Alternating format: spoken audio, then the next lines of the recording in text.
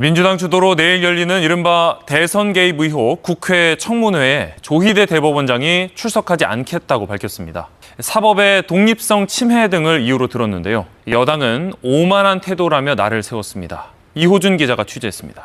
여권에서 제기한 대선 개입 의혹을 부인하며 사법부 독립성을 강조해온 조희대 대법원장. 독립된 재판을 통해서만 사법부에 주어진 헌법적 사명을 온전히 수행하고 조 대법원장은 내일 국회 법사위에서 열리는 이른바 대선 개입 의혹 청문회에 출석이 어렵다는 의견서를 국회에 제출했습니다. 이번 청문회는 재판 합의 과정의 해명을 요구하는 것이라면서 사법의 독립을 보장한 헌법과 합의 과정의 비공개를 정한 법률 취지에 반한다는 내용이 담겼습니다.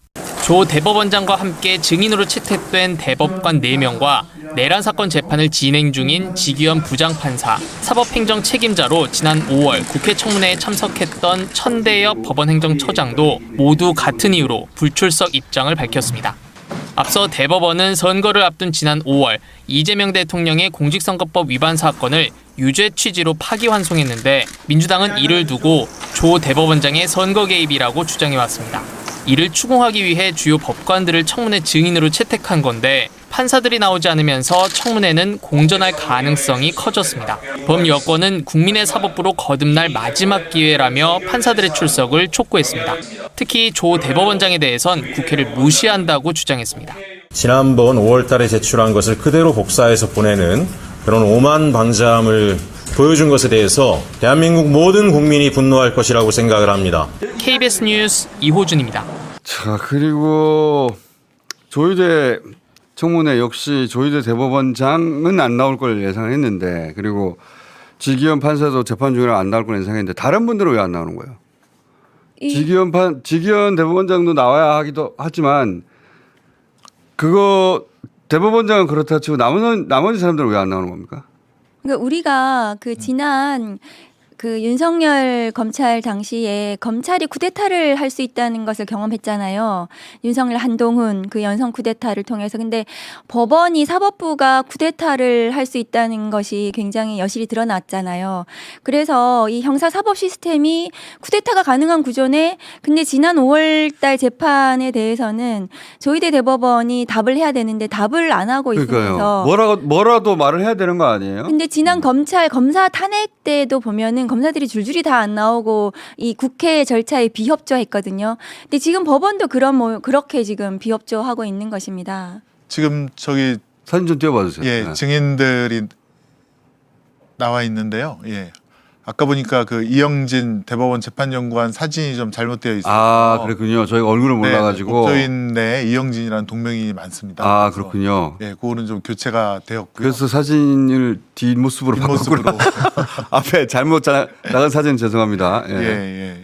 근데 좀 나와서 국민 앞에 그런 이제 일단은 선고는 내렸으니까 그 과정이 어땠는지를 국민들이 알고 싶어하는 부분에 대해서 얘기를 하는 것이 좋은데 누군가라도 말을 해야 되잖아요. 누군가. 그렇습니다. 네. 대법이 결정을 했는데 그 결정은 특정 후보의 대선 자격을 박탈하는 거잖아요. 그렇습니다. 왜 그랬어야 했는지 대법원은 그래도 된다고 말을 하던가.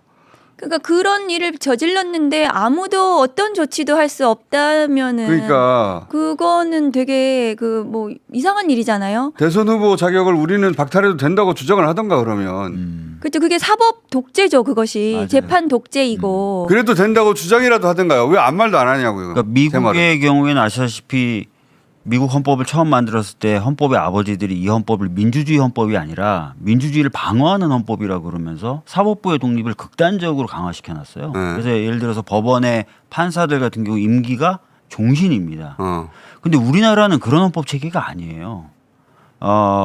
민주주의를 방어하는 헌법이 아니라 민주주의 헌법이거든요. 그러니까 국민주권이라든지 이런 것에 의해서 통제받아야 되는 거예요, 법원이. 근데 지금 완전히 미국식으로 생각을 하면서 자기네들은 전혀 통제 대상이 아니다. 이렇게 얘기하고 있는 거예요. 이 과정에 대해서 법원에서 충분히 설명을 해야 되고 과정 자체가 굉장히 자기네들 말대로 공정했으면 그 공정함을 보여줘야죠. 그렇죠. 아무것도 안 하면서 건드리지 말아라고 얘기하는 것은 이 민주주의 헌법 체계하에서는 생각해 볼 수도 없는 그런 입장이죠. 맞습니다. 문영배 전 헌법재판소 권한대행도 지금 나와서 헌법 재판이 어떻게 이루어지는지를 국민 앞에 이렇게 알려드리지 않습니까? 그런 모습이 오히려 국민 앞에 겸손한 사법부의 모습이고 지금 이 건은 사실은 윤석열 개헌만큼이나 5월 1일 날 그 이재명 대통령 후보에 대한 파기환송은 어마어마한 일이거든요. 그렇죠. 사실 대선 후보를 계엄 자기- 일으킨 건 내란 일으킨 건 똑같은 거예요. 대선 후보를 자기들이 자른 거잖아요. 자르려고 한 사법이 없어서 거잖아요. 이런 적이 없었는데. 윤석열은 구속됐잖아요. 예. 예. 그럼 대통령도 지금 구속되고 거기에 대해서 이제 재판을 받고 있는데 사실 5월 1일 이거에 대해서도 사실은 대법원이 와서 왜 이렇게 됐는지 자초지정을 설명을 해야 됩니다. 왜냐하면 그만큼 어마어마한 사건이었습니다. 5월 1일 날 그 유죄 파기환송은. 그렇게 자기들 손으로 대선 후보를 없애도 된다고 말을 하던가 아니면 그게 아니라고 말을 하던가 뭘 말해야 되는데 자기들 손으로 대선 후보를 없애는 게 사법부의 독립인가요? 그럼 그렇다고 말을 하던가요? 그렇죠. 그러니까 입법부는 사법부를 견제할 권한이 있습니다. 의무도 있고요. 맞아요. 사법부의 독립을 침해하겠다는 것이 아니라 독립을 지켜주기 위해서 국회에서 그것을 물어야 되는 거거든요. 와서 설명을 해달라는 거지 뭐 우리가 대법원을 흔들겠다는 것은 전혀 아닌 거죠. 그러니까 전에도 말씀드렸지만 법원이 내부로부터의 독립에 굉장히 취약한 구조다라고 저희들이 계속 얘기를 해온 거잖아요. 내부로부터. 네. 대법원장 마음대로 하는 거 아니에요? 네, 지금은? 대법원장 마음대로 하는 거거든요. 그러면 법원의 진짜 독립을 위해서는 그 내부로부터의 독립도 지켜줘야 되는데 법원 내부에서 그런 작용이 안 일어나고 있으니까 입법부가 입법권의 행사를 통해 가지고 내부로부터의 독립을 조금 챙겨보겠다는 거잖아요. 법관들을 그럼 누가 견제한다는 거예요? 맞습니다. 그 3건이 분립됐다는 거는 서로 건들지 말라는 게 아니라 견제해서 균형을 찾으라는 건데 네. 사법부는 누가 견제한다는 거예요? 대체? 그러니까 이 문제를 제대로 해결하지 못하면 굉장히 암담한 거예요. 사법부가 앞으로 저런 일을 또 저지르더라도 건드리지 아무것도 못하는. 건드리지 못한다면은 그건 좀 문제라고 사법부가 뭐 생각합니다. 신선도 아니고 자기들은 아무런 죄도 짓지 않는다. 우리 조직은 잘못될 리가 없어. 어떤 오류도 없어. 그런 태도가 아니고서야 어떻게 하라는 거야 대체? 견제를. 그러고 나아가서 뭐 세종대왕 얘기하고 법원장 회의 소집하고 세종대왕. 이런 것은 저는 굉장히 정치적이라고 생각을 해요. 아니 그 세종대왕 발언도 제가 나중에 들어보니까 뭐 어떤 보고서에 기반했다고 법원은 해명을 하는데 보고서에 뭐 세종대왕은 뭐 법을 왕권 강의 수단을 쓰지 않았다 이런 내용은 정작 없었고 보고서에는 재판을 신중하게 해라라든지 이런 내용이 오히려 많은데 그런 내용 다 빠지고 그랬다면서요. 사실은 사법부가 이번에 제대로 자정 노력을 안 하면 우리 입법부는 그러면 재판 소원 제도를 도입할 수도 있습니다. 재판 소원 제도라는 게 뭡니까? 그러니까 어떤 특정한 재판이 국민의 기본권을 네. 침해했을 때 그거를 헌재로 가져가는 겁니다. 음. 그러면 지금 사실 이재명 후보에 대한 재판은 굉장한 평등권이라든가 기존의 관행에 비춰서 엄청난 그 공무 담임권도 침해한 거 아니겠습니까? 날려버렸으니까 이런 재판에 대해서는 우리가 헌재로 가져가서 그거에 대한 위헌 판결을 받을 수 있는 그런 시스템을 마련할 수도 있는 겁니다. 사실 우리가 청문회를 통해서 나오라 하는 것은 기회를 준 거죠. 사법부한테. 대법원장 나와서 국민 앞에 설명을 하고 그것이 뭐 납득이 되면 납득을 시키고 안 되면 사죄를 하고 그런 기회를 준 건데 만약에 묵묵부답한다? 그러면 뭐 재판 소원을 도입해 갖고 그럼 이런 것이 있을 때 헌재로 가서 이런 재판을 갖다가 헌재에서 취소하거나 위헌 판결을 할 수 있도록 그러면은 헌법재판소가 완전히 우위에 쓰는 거죠. 그렇죠. 그게 대법원이 제일 싫어하는 거예요. 근데 지금 그렇게 가도록 만들고 있지 않습니까? 그렇게 대법원의 판결 이후 예. 더 이상 뭐 어떻게 구제 수단이 없잖아요. 우리로서는. 네. 그런데 자기들이 그런 결정을 내렸을 때 이거는 지난번 결정 같은 경우에는 정치적인 이유로 그런 결정을 내렸다. 그러면 잘못했다고 해야 되는 것이고. 네. 그게 아니라 그렇게 내릴 수밖에 없는 자기들만의 이유가 있으면 설명해야 될 거 아니에요. 근데 설명도 안 하고 사죄도 하지 않고 그런 일이 없었던 것처럼 모른 척. 뭉개는 거죠. 우리는 답답하고 억울하고 예. 화가 나는데 어떡할 거야? 사법부의 독립이야 이게. 그럼요. 법원 이렇게 내부에 말하는 게 되나 말이? 법원 내부에서 송승용 판사가 유감 표명이라도 하라고 그렇죠. 했는데 뭐라도 해야지. 그것조차도 안 하잖아요. 헌법재판소는 그 재판 소원 제도에 대해서 찬성하는 입장이더라고요. 그러니까 저희가 사법개혁 중에서 여러 가지 안 중에서 이제 하나인데 지금 김승환님 말씀하신 대로 그렇게 갈 수밖에 없는 것 같다.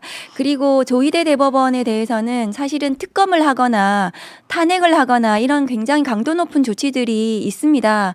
그런데 청문회는 가장 약한 그런 조치이고 들어보겠다는 거거든요. 그러면 기회를 드리면은 와서 설명을 해주셔야 된다고 생각해요. 네, 이게 사실은 사법부한테는 헌재와의 어떤 지위라든가 이런 역할 혹은 누가 위에 있느냐 이게 사실은 굉장한 신경전이 계속 있어 왔는데 재판소원을 도입하게 되면 헌재가 완전히 우위에 서게 되고 사법부는 조희대 대법원장 지키다가 사법부가 완전히 헌재에 종속되는 그런 결과로도 갈 수 있다. 그러니까 더 바짝 긴장을 하고 국민 앞에 5월 1일 날 선고한 판결에 대해서는 소상히 설명을 해드려야 된다.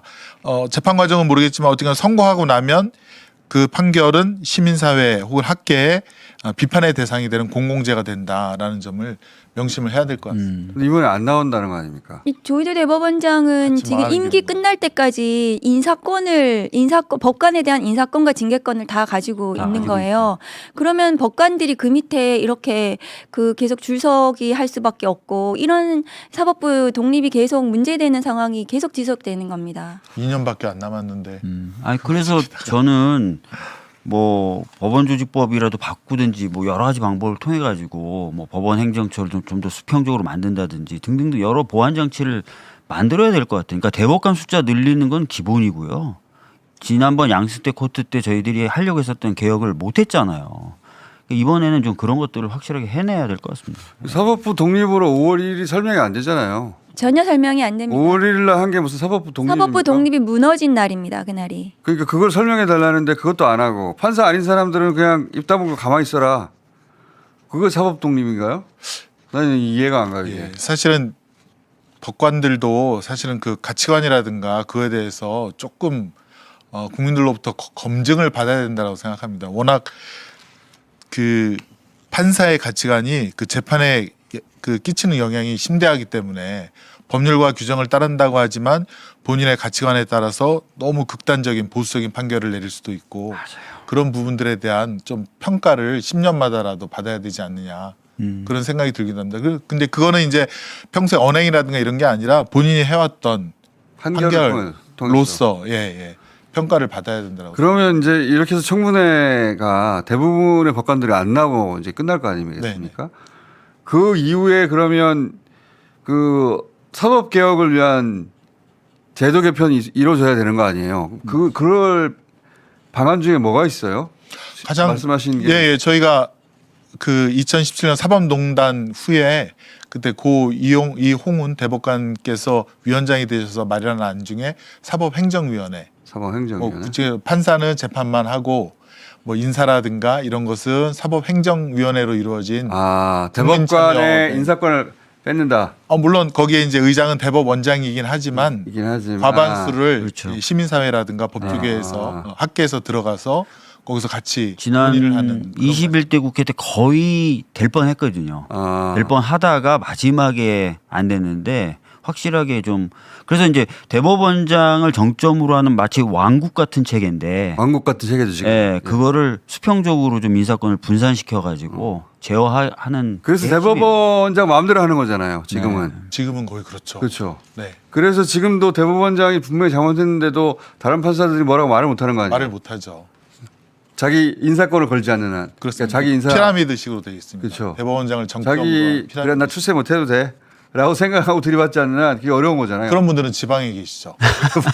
그러니까 지방에 괜히 굉장히 검찰의 과거 피라미드 조직의 이 검찰 개혁이 필요했던 그런 상황으로 비슷하게 흘러가는 거예요 지금 법원이. 그게 걱정이 됩니다. 윤석열하고 비슷하게 그 법원장 회의를 막 소집하고 정치적인으로 익힐 수 있는 발언을 하고 이런 게 지금 법원 개혁에 대한 국민적인 분노 이런 것들을 점점 상황이 가고 있다. 법원행정위원회가 하나 있고 그리고 아까 그 이의 제기하는 거 뭐라고 그러셨죠? 재판소원. 재판소원이 있고 또 뭐가 있습니까? 그러니까 법관 지금 아까 말씀하셨던 평가. 뭐 10년 만에 하든지 대법관 증원. 평가, 대법관 증원. 가장 중요하게는 이제 대법관들이 대법원장이 추천해서 임명되도록 되어 있는데 그런 추천위에 실질화한다라든가 뭐 이런 것들. 그래서 대법원장의 마음에 들어야지 대법관으로 추천되는 이런 구조들을 좀 혁파하는 것이 저는 사법개혁이라고 생각하고 그게 지금 계속 그 논의는 되고 있거든요. 배심원제는 우린 도입할 수가 없나요? 그건 헌법을 좀 바꿔야 됩니다. 왜냐하면은 재판권이 판사에게 가 있기 때문에 헌법에 그래서 지금 같은 국민참여재판 정도의 형식밖에 안 되는데 만약에 개헌을 한다면 그 부분을 좀 바꿔서 배심원제도 도입할 수 있겠죠. 예. 그리고 또 그런 제도 있잖아요. 그러니까 사회생활 일정 정도 해야 판사가 될 수 있는 시험만 잘 쳤다고 판사가 되는 게 아니라 네. 판사 임용하는 조건으로 그 자기 법조 일어나. 예, 네, 그렇습니다. 그건 불가능합니까? 지금도 하고 있는데 어느 정도는 하고 있나요? 예. 지금도 5년. 네. 일단 외부에서 경험을 쌓아야 5년 이상. 그래서 그래야 이제 판사로 임명할. 이제는 그렇게 바뀌었어요. 하고는 있는데 그 구체적인 그 임용 과정에 대해서 저희들이 컨트롤을 못 하거든요. 들여다보지도 못하고 그러니까 어떤 비판이 나오냐면 대형 로펌 변호사들이 주로 맞아. 간다. 네. 이런 지금 비판이 좀 나오고 윤석열 때 있어서 그런 얘기 많았었는데 특정을 오프면서 다 온 거 아니냐고 네, 그래서 판사들. 그런 부분을 좀 저희들이 조금 건드리면 건드릴 수 있어야 될 것 같아요. 예. 또 뭐가 있습니까? 뭐 법원장도 법원의 판사들이 호선해서 뽑는 걸로 해야 되고요. 대법원장 임명하는 것보단 그런 식으로 좀 인사권을 좀 제약을 해줘야 됩니다. 그리고 징계는요. 예를 들어서 지금 그 조희대 대법원장의 파기환송은 기존의 관행과 룰을 다 깬 거잖아요. 네. 그러니까 대법원장이어서 징계를 못 하는 건데 그리고 또 징계하는 방법이 탄핵밖에 없어서 못 하는 건데 그거 말고 다른 판사를 징계할 수 있는 방법은 없어요? 그러니까 판사의 징계는 법관 징계법에 따라서 아마 이제 하는 건데 그 판사에 대해서는 탄핵을 할 수가 있는 거죠. 파면을 시킬 수가 있습니다. 그런데 우리나라는 이 판사 탄핵, 검사도 마찬가지지만 탄핵에 대해서 굉장히 조심스러워하는 거예요. 그렇죠. 검사와 판사는 마치 성역인 것처럼 그걸 건드리면 굉장히 큰일이 날 공무원 것처럼 생각하는 파면은 거예요. 엄청나게 자주 일어나는 일인데 이 사람들은 왜 안 되는 거예요? 그렇습니다. 그게 네. 제19 감사기가 가능한 구조인 거라서. 근데 외국 같은 경우에는 판사에 대해서 파면 혹은 해임 이것이 굉장히 활발하게 제대로 못하면은 이루어지고 있는 걸로 알고 있거든요. 그러니까 우리도 그렇게 지기현 판사 같은 경우에는 저는 지금도 탄핵 사유라고 생각해요. 법을 위반했거든요. 그러면 그건 즉각적으로 탄핵해야 된다. 그것을 좀 그 제대로 그러니까 좀 이렇게 일상적으로 할 수 있어야 된다 생각합니다. 판사 탄핵까지. 그러니까 저는 이런 제도 개선을 국민의힘이 반대하는 것은 바보 같은 짓이라고 생각해요. 조금 있으면 우리 대통령님이 대법원장부터 다 임명할 수 있는데. 그렇지. 예. 예. 야, 그거 할래? 아니면 이거 개혁해가지고 좀 더 내부적으로든 외부적으로든 그렇죠. 더 독립시킬까 하면은 국민님도 오케이 하지 않을까요? 근데 이게 그 국민의힘이 저렇게 나오는 이유가 이게 카르텔, 기득권 카르텔 맞아요. 집단이에요. 국민의힘, 그다음에 법원, 검찰, 그다음에 보수 언론 이게 그동안 기득권 형사사법 체계를 둘러싼 그리고 더 나아가서 이런 재벌 권력까지 합쳐서 기득권 카르텔에 대한 이 개혁이기 때문에 국민의힘이 거기에 같이 저항한다고 저는 생각해요. 서론을 끈끈한 것 같아요, 아주. 예. 끈끈합니다. 근데 지금까지 검찰도 그렇고 국민의힘 의원들에 대해서는 제대로 수사를 안 해요. 세상에 나경원 의원을 보면 알 수 있죠. 그렇습니다. 왜 제대로 된 수사를 안 하고 지금 앞으로 그러면은 수사권 달라는 건데 보안 사건을 앞으로도 할 것인가 그건 잘 모르겠어요. 이 기득권 카르텔을 같이 유지해야 되거든요. 그럼 이런 집단을 계속 그냥 그대로 두고 볼 것인가 그게 이제 검찰 개혁이고 법원 개혁입니다. 제가 예전에 양승태 코트 때 법사위였고 법사위 간사도 그렇게 부르더라고요. 그 대법원장 예. 코트 이렇게 부르더라고요. 예. 예. 그때 한참 법원 개혁을 위해서 저희들이 민주당이 목소리를 많이 냈을 때 국정감사로 이제 지방 법원에 가잖아요. 엄청 차갑습니다. 국민의힘 의원들하고는 쫙 붙어 있고 이 티를 내는 거예요. 우린 너희들 싫어 이러면서. 우린 이쪽하고 같이 갈 거야. 사법부는 민주당 싫어하는 것 같아요. 대체로 싫어하는 것 같고 다 불편하게 사법부를 불편하게 만든다는 얘기. 당황할 정도로 차갑더라고요. 와 이럴 정도로 사람들이 다 느껴질 정도로. 그러니까 너희들 우리를 건드리려고 했지. 네. 우리 우리 이쪽에 쫙 붙을 거야. 이런 느낌까지 줘요. 그나마 이번에 특검에서 권성동 의원 뭐 그 다 드러난 거 그거 수사하고 이런 그런 일이 있었지만 그동안 쭉 보시면은 국민의힘 쪽하고에 대해서는 제대로 수사를 안 해요. 봐주기 수사하고 빨리 그냥 무혐의 처분하고 그랬던 거. 근데 반대로 민주당이나 민주진보 진영에 대한 가혹한 수사, 먼지떨이 수사, 그래서 막 그 목숨을 잃고 이런 일들이 비일비재했거든요. 자, 너 그만 억울해 하시고요. 자, 그래서 이 청문회를 기점으로 해서 아마도 사법부 개혁에 대한 이야기가 이제 터져 나오겠네요. 예. 이날까지는 대부분의 판사들이 안 나오겠다는 거잖아요. 네, 네, 그렇습니다. 구인할 수도 없고 네. 법으로는 할 수 있지만 못할 거 아닙니까? 실제로는. 못하죠.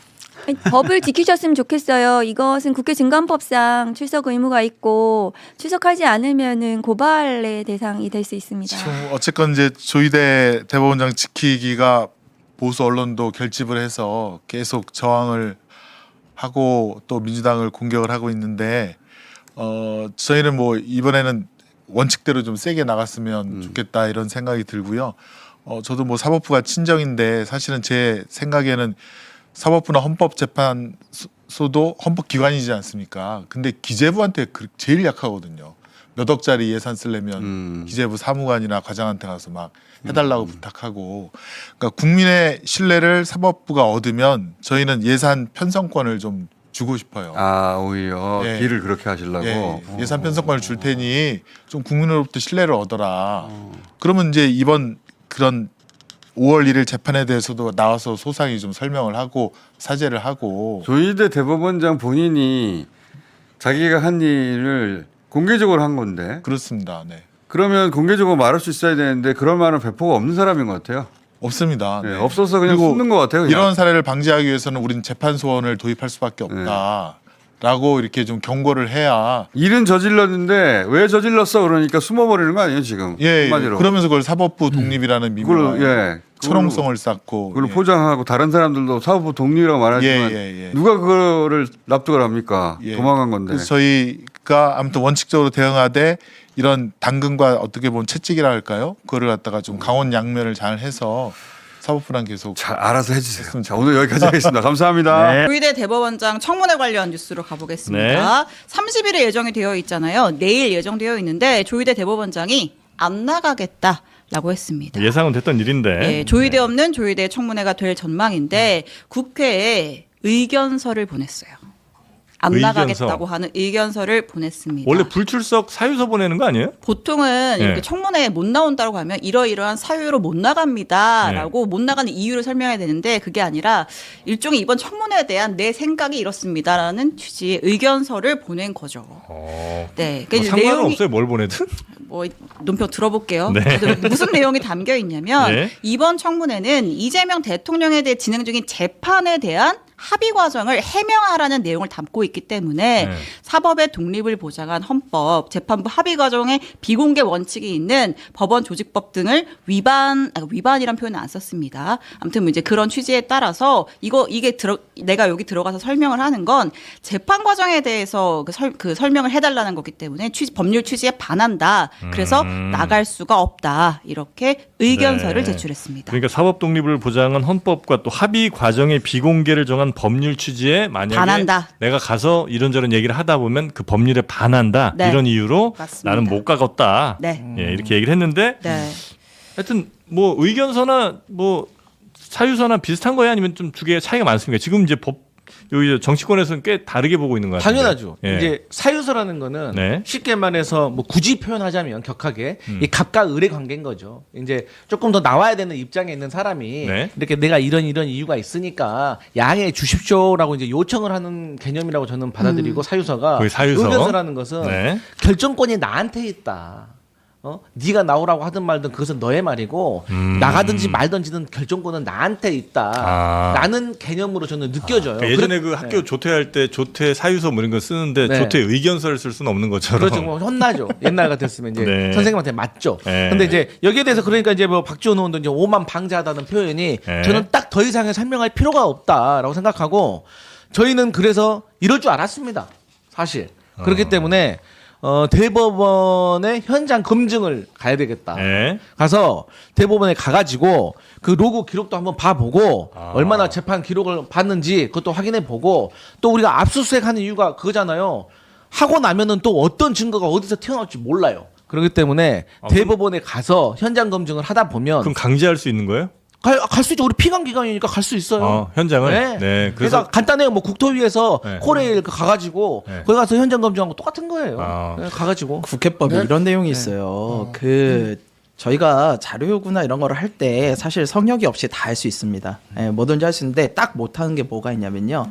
국가의 안보에 영향을 미치거나 소에 영향을 미칠 목적으로는 못하게끔 국회법에 되어 있어요. 네. 지금 가서 현장 검증하신다는 거 가서 뭐 하시겠다는 겁니까? 대법원에서 전원 합의체에 대해서 판결이 나올 때 제대로 받느냐를 국회에서 검증하겠다는 거 아닙니까? 네. 이거는 법상으로도 말이 안 되고요. 삼권 분립을 완전히 형해하는 거예요. 그럼 앞으로 어떤 정치인에 대해서 사법부가 독립적으로 이걸 내릴 수 있겠어요? 만약에 여당의 유력 정치인에 대해서 판결을 내리면 그거 가지고 여당이 또 가서 야 이거 어떻게 검사하는지 해봐. 너 무슨 의견 냈는지 너 무슨 의견 다 해봐. 이게 말이 되는 이야기입니까? 저는 이거 진짜로 너무 심한 정도라고 보고요. 아니 제일 중요한 건 있잖아요. 지금 조희대 대법원장을 공격하는 가장 큰 이유가 뭐예요? 너무 빨리 판결을 내렸다. 그거 아닙니까? 근데 조희대 대법원장이 얘기했었잖아요. 이거 며칠 뒤에 내겠다 했을 때 민주당이 그거에 대해서 그때 이야기를 했어요? 아 이거 너무 빨리 나오는 거다 해서는 안 되다.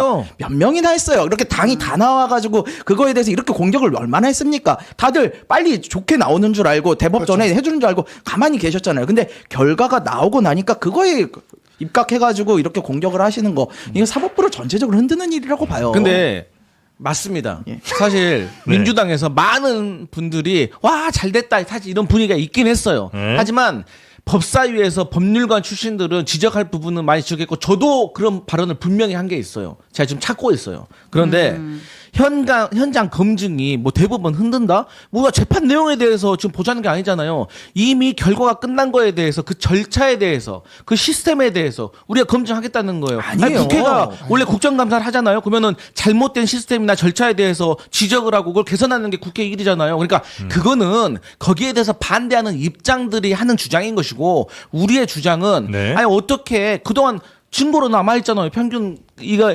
상고심을 할 때 결과가 나오는 게 보통 900일이라고 하잖아요. 근데 그것을 9일 만에 100분의 1로 줄인 거 아니에요. 그러면 왜 그럴 수밖에 없었는지에 대해서 절차상의 하자나 오류가 있었는지에 대해서 살펴볼 수는 있는 거예요. 판결에 대해서 아니야 살펴볼 수 없어요. 판결에 대해서 우리가 이래라 저래라 한다는 거 아니에요. 부대변인께 좀 드리고 싶은 말씀이 문영배 전 재판관이 이야기한 대로 민주당 분들은 헌법을 좀 보셔야 돼요.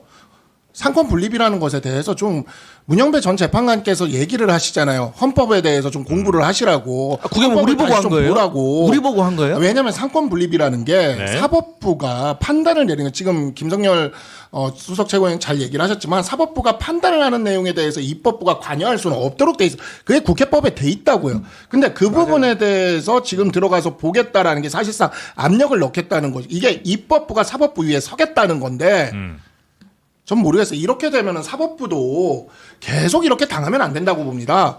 사법부 기일 추정 풀어야 돼요. 기일 잡으면 돼요. 네? 이재명 잡아보세요. 대통령에 대한 기일을 잡는 겁니다. 잡아보세요. 그걸 왜 그거를 난리 날 지금 겁니다. 이렇게 이것을 가만히 두고 보고 사법부가 이게 권력 분립과 견제와 균형의 원리, 공화의 원리라는 건요.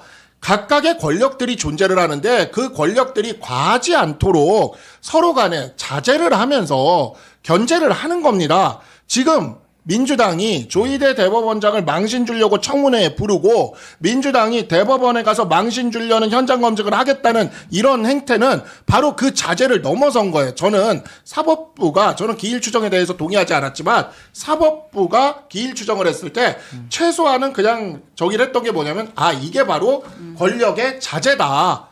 사법부가 쓸 수 있는 권한이 있는데 그 권한을 안 쓴 거예요. 이게 일종의 권력의 자제라고. 그게 공화의 원리예요. 그게 민주공화국의 민주당은 계속 민주만 강조하는데 대한민국 헌법 제1조 1항은 대한민국은 민주공화국이다. 여기서 있는 공화의 원리, 공화의 정신이 뭐냐면 이 권력의 자제예요. 남용을 하지 않겠다는 자제. 우리는 윤석열 전 대통령이 계엄이라는 것을 해서 권력을 폭주했기 때문에 그에 대해서 여야가 함께 막아섰던 겁니다. 그러한 폭주를 입법부가 또 한다면 그럼 사법부도 폭주할 수 있는 거예요. 자 그러면 자제? 그러면 말씀하셨던 것처럼 네. 고법에서 무죄가 나왔을 때 그때 자제했었어야죠. 그때 더 이상 대법으로 파기환송까지 안 가도록 그때 자제를 했었어야죠. 그때 왜 자제 안 했어요? 그때 왜 폭주했냐? 왜 그때부터 폭주한 거예요? 그리고 만약 지금 민주당한테 그때 좋아하지 않았냐는데 그러면 그때 왜 국민의힘은 빠르다라고 왜 그때는 얘기 안 했어요? 그리고 자꾸 자제 얘기하는데 저는 견제라고도 생각을 해요. 저희 민주당과 많은 지지자와 여론조사를 봐도 국민들은 대법원장이 잘못했다고 생각을 하고 있기 때문에 지금 우리가 이게 견제하는 거예요. 우리가 이렇게 견제하지 않잖아요? 그러면 어떻게 됐을 것 같아요? 지금 지정 아마 했을 거예요. 우리가 그렇게 나서가지고 항의하지 않았으면. 그렇기 때문에 이 문제에 있어서는 국민의힘에서는 뭐 그렇게 보실 수도 있겠지만 저희 지지자와 저희가 믿고 있는 국민들은 그렇게 생각 안 한다는 거. 그는 그게 여론조사에서 조희대 대법원장에 관련된 신뢰도 조사 보셨어요? 제가 어디라고 말씀 안 드릴게요. 국민의 절반 이상이 이미 네. 조희대 대법원장의 신뢰를 잃었다고 판단하고 자, 우리 김성열 여론조사로 이야기하실 건 정말 아닌 거 아시잖아요. 여론조사는 할 수 없는 거고요. 네. 우리가 어떠한 정치적 주장을 하더라도 헌법의 테두리 안에서 해야 된다는 건 다 동의하실 거예요. 지금 윤석열 대통령에 대해서도 일반적으로 다들 내란이다 잘못됐다라고 하는 건 헌법을 어겼기 때문이거든요. 근데 지금 하시려는 민주당이 하시는 것 자체가 헌법의 위배 사항이에요. 왜? 제가 계속 말씀드리지만 사법부에서는 법관의 독립적인 생각과 양심에 의해서 판단을 하게끔 되어 있는데 그걸 갖다 사후 검증이라는 이런 제도를 통해 가지고 개입을 하게 되면은 이거는 법관이 앞으로 양심적인 판단을 못 합니다. 그렇기 때문에 헌법의 테두리 내에서 하셔야 돼요. 그러려면 헌법을 개정을 하세요. 헌법을 개정하시고 그렇게 한다면 이해를 하겠어요.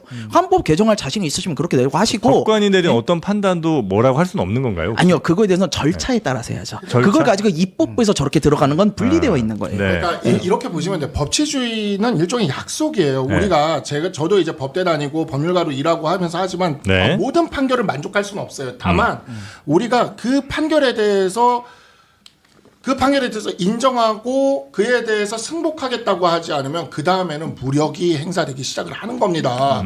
총칼과 힘이 들어가는 거예요. 네. 그래서 법치주의는 일종의 약속이라고요.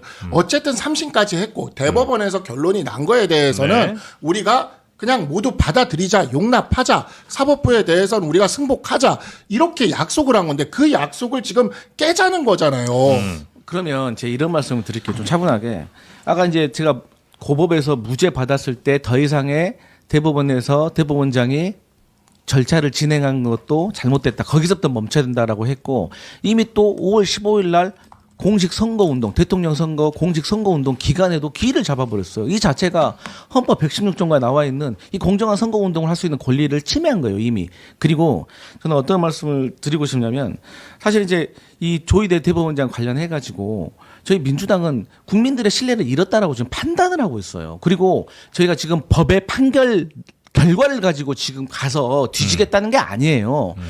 국민들이 이번에 조희대 대법원장이 이재명 당시 후보의 공직선거법과 관련된 판결을 9일 만에 한 걸 가지고 네. 아니 내 생명과 내 안전과 나의 인생이 걸린 내 대법원 상고심에 대해서는 너희들 이렇게 늦게 했으면서 그리고 그 이재명 재판 봐보니까 그 대법관들이 자료도 제대로 안 보고 있다는 것을 뭐 마치 괜찮다는 식으로 얘기하면 내 자료도 안 네. 봤다는 거 아니라는 원망이 있는 거예요. 그렇기 때문에 우리는 그 근데 절차를 보겠다는 거예요. 그게 무죄 확정이 빠르게 됐으면 네. 그때도 지금처럼 문제 제기를 하시는 거예요?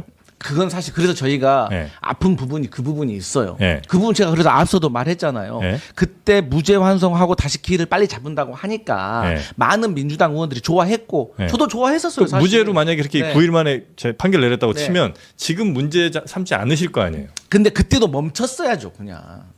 멈췄어야죠. 자, 이거는- 왜냐 이미 저희 입장에서는 왜 그 말이 저희는 설득력이 있냐면 예. 저희는 이미 고등법원에서 무죄를 받았어요. 그렇기 때문에 저희는 파기환송까지 안 가도 되는 입장이었어요. 그러니까 이거에 대해서는 그렇게 생각을 하신다면 절차를 밟으시면 돼요. 절차가 뭐 있어요? 조법원 네. 아니 조희대 대법원장이 네. 그렇게 정치적인 판단을 내렸고 잘못된 판결을 내렸다라고 생각을 하시면 탄핵 절차를 추진을 하세요. 예, 하시자 탄핵을 잘하시잖아요. 잘하셨잖아요. 여태껏 탄핵 몇 번 그래서 하셨어요. 일부 저희 당에서는 해가지고 탄핵을 해야 된다. 근데 왜 안 하는지 아세요? 이게 법률에 어긋나지 않다는 걸 잘 알아요. 그쪽에 율사 출신들도 잘 아세요. 정치적으로 풀 내용이 아니에요. 계속 말씀드리지만 삼권 분립을 흔드는 내용은요. 분명히 절차적인 정당성을 확보를 하셔야 됩니다. 탄핵 추진을 하시고 그걸 보셔요. 그걸 가지고 여론 재판을 하시면 안 된다는 근데 거예요. 이제 저희가 이제 현장 검증 가가지고 요 말씀까지만 예, 드릴게요. 또 어떤 미흡함이 발견될지 몰라요. 저희는 이제 탄핵을 하고 싶지만 말씀하셨던 것처럼 탄핵이라는 건 이제 현실 법의 문제이기 때문에 저희가 이 요건들을 충족을 할 필요가 있는데 아직은 좀 부족함을 느끼고 있기 때문에 네. 그 요건들을 채워나가는 과정이다. 제대로 일단 조사를 내일 해보고. 청문회는 하기는 하는 거예요. 예. 그대로. 네네네. 나오는 네. 사람들이 거의 뭐 다른 판사들도 안 나오죠? 예, 그래서 일단 조희대 대법원장도 안 나오고, 예. 그 다음에 이제 대법관들도 이제 불렀잖아요. 근데 이제 어쨌든 당시에 파기환송 결정할 때 이 대통령에게 무죄 취지 소수 의견을 냈던 오경미, 이용구 두 대법관도 이 청문회는 못 나간다. 못 나가죠. 라고 했고, 그다음에 이제 지규현 판사 같은 경우에도 또? 이제 불렀는데 뭐 안 나간다. 아무튼 법관들이 다 안 나가겠다고 해서 내일 청문회는 뭐 진행이 쉽지는 않을 것으로 보입니다. 네. 이제 민주당은 뭐 현장 검증도 얘기를 하고 있는 거고, 그다음에 이제 이번 주에 사법부가 오만 방자하다라고 하면서 이제 사법개혁 법안들 준비하고 있잖아요. 대법원 숫자 늘리는 법안도 빠르면 이번 주에 발표를 한다고 하니까 저희가 그 소식도 좀 지켜보면 그러니까 이제 되겠습니다. 내일 이제 청문회도 제대로 되지 않으면 그게 또 현장 검증을 갈 수밖에 없는 저희의 나름대로의 근거가 되는 거예요. 알겠습니다.